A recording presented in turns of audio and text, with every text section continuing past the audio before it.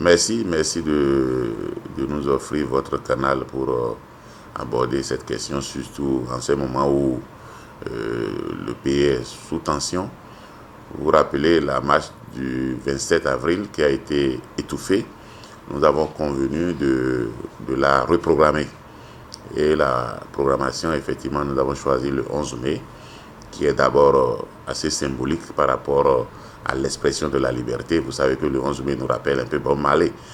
Et ça, donc c'est important de dire que cette date n'a pas été choisie au hasard, même si la colère du 27 avril nous habitait. On a voulu également qu'on puisse associer cet événement à des repères essentiels, parce que justement, nous étions là pour la vie chère, mais avec ce qui s'est passé le 27 avril, une autre revendication s'est ajoutée, c'est-à-dire l'expression de la liberté. Et donc pour nous, pour rien au monde, on devait permettre qu'un régime mette en cause les acquis de la conférence nationale, dont notamment la libre expression de la population.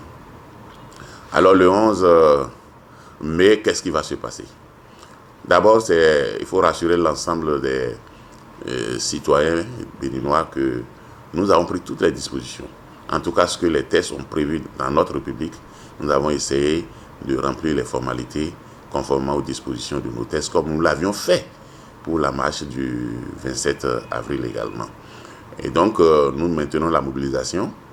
Et je crois que de part et d'autre, nos militants sont encore prêts à faire le déplacement du 11 mai pour arracher définitivement la liberté qui est en train d'être confisquée, mais également se prononcer sur la cherté de la vie, comme on s'était convenu déjà pour le 27 avril. Donc la marche aura bel et bien lieu. De toutes les façons, rien n'émousse notre ardeur et nos militants sont engagés pour que cette marche-là connaisse un éclat particulier, parce que justement, comme je l'ai dit, le rétrécissement de l'espace des libertés est devenu préoccupant. Et pour nous, il faut tout faire pour qu'on n'en vienne pas à une situation où il ne sera pas possible de s'exprimer au Bénin totalement, parce que simplement un régime aurait voulu faire taire tout le monde.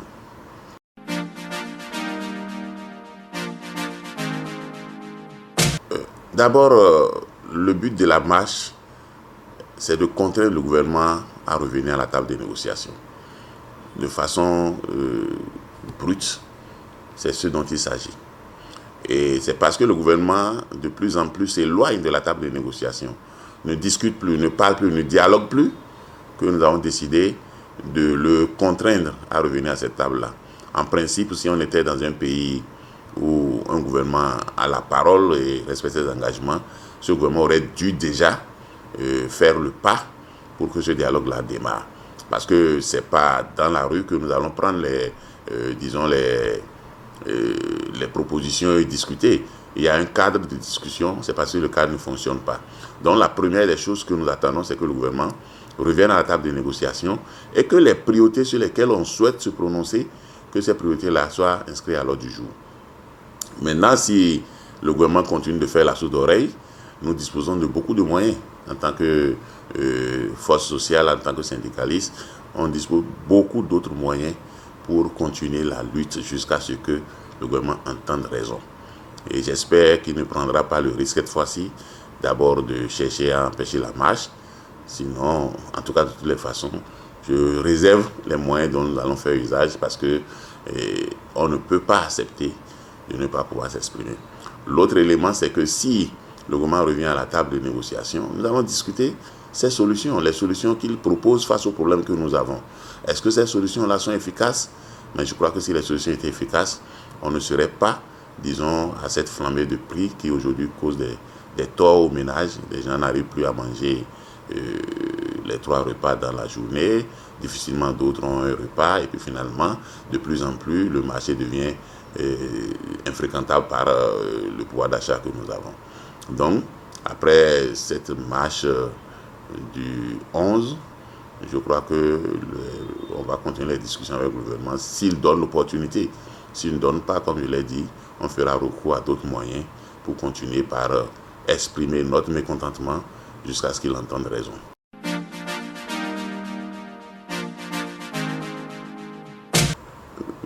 Merci beaucoup. Je crois que là où nous sommes aujourd'hui, il ne doit plus être nombreux à hésiter. Mais il est bon de leur dire que, en prenant l'initiative de cette protestation ouverte, c'est des responsables. Nous sommes responsables et nous sommes conscients de notre rôle. Et nous avons fait tout pour que force reste à la loi en respectant la procédure qui est prescrite. Donc, ils ne devraient rien craindre. Ils doivent sortir massivement. Et ce que nous disons, comme je l'ai dit, la marche au-delà de ce qu'elle est initiée par les syndicats, c'est une marche citoyenne. C'est une marche citoyenne, donc en principe, tous ceux qui veulent défendre la citoyenneté, tous ceux qui veulent que ce pays prospère avec des libertés qui permettent à chacun d'aller et de venir, ceux qui veulent que le marché ne soit plus notre bourreau, parce que c'est ça aussi, nos assiettes se vident parce que le marché dicte sa loi à nos revenus. Il faut que tout cela sorte massivement pour dire non, d'abord au silence du gouvernement face à la cherté de la vie, et dire non également à cette velléité de confiscation de liberté chèrement acquise, parce que, je le répète toujours, la conférence nationale a été une réussite pour nous. À l'époque, il y avait possibilité d'utiliser les armes pour empêcher celui qui était au pouvoir, était un général. Il avait toute la main avec lui, donc il pouvait user de son arme pour essayer de faire taire le peuple. Il a renoncé à l'usage de l'arme. On ne peut pas avoir conquis cette liberté-là à travers le dialogue et la parole pour que aujourd'hui on remette cette liberté en cause avec les armes. Ce n'est pas possible. C'est pour cela que je voudrais demander à la police républicaine de redevenir républicaine. C'est clair dans la Constitution également que lorsque un ordre est manifestement illégitime, ils sont autorisés à ne pas respecter cela. Et moi, je crois que c'est maintenant que notre police doit prouver qu'elle est au service du peuple et non au service vraiment de princes qui ne reconnaissent pas les efforts que nous avons faits jusque-là pour ce pays.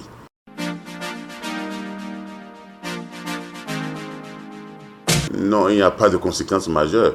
Les cahiers de doléances, c'est un ensemble de revendications que l'on porte ou rappelle au gouvernement chaque 1er mai, parce que justement 1er mai pour les travailleurs, c'est un rendez-vous qui permet, disons, d'évaluer le chemin parcouru et surtout de célébrer ceux qui se sont sacrifiés pour que le régime de travail soit ce qu'il est aujourd'hui. Même si de plus en plus on est en train d'éroder également ce régime en défaveur des travailleurs. Ne pas le transmettre, ce n'est pas une faute. Et dans le contexte qui est le nôtre, ce n'est que rompre avec le folklore. Parce que lorsque chaque année vous revenez sur les mêmes choses et qu'après qu'on met ça dans les tiroirs, ça ne revient jamais. Il n'y a jamais de solution. À quoi bon de continuer par rappeler à quelqu'un ce qu'il sait et en sachant très bien qu'il n'en fera rien. Et je crois que c'est ça qui a contraint les organisations à ne plus satisfaire à cette obligation qui, comme je l'ai dit, n'arrête pas le dialogue ou n'a aucun impact sur l'action syndicale, sauf si le gouvernement renoue avec une certaine franchise autour des problèmes qu'on lui pose et considère que les syndicalistes sont des partenaires majeurs avec qui il faut traiter. Mais tant qu'on sera traité comme des moins que rien, des gens avec qui il ne faut pas composer, je crois qu'il appartient nous aussi d'assumer notre dignité, notre responsabilité en posant des actes qui prouvent qu'il faut compter avec nous.